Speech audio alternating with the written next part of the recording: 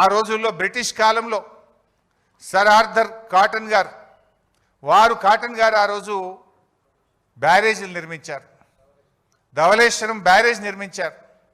రైతులకు మేలు జరగాలని ఆయన బ్రిటిష్ ప్రభుత్వంలో కూడా కష్టపడి బ్యారేజ్ నిర్మించి గోదావరి జిల్లాలకు సాగునీరు అందించాడు.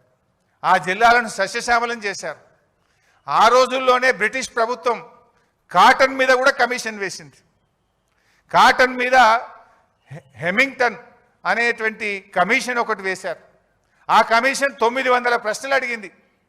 ఏది బ్యారేజీ కట్టి నీళ్ళు ఇచ్చినటువంటి కాటన్ గారిని 900 ప్రశ్నలు అడిగి చాలా కాలం వేధించింది. కానీ ఏం జరిగింది లాస్ట్కు? ఇప్పటికీ కూడా సర్ ఆర్థర్ కాటన్ గారు ఆ గోదావరి జిల్లాల ప్రజల గుండెల్లో నిలబడి ఉన్నాడు. ఈరోజు కూడా ఆయనని ఇప్పటికి కూడా దేవుళ్లాగా కొలుస్తూ ఉంటారు.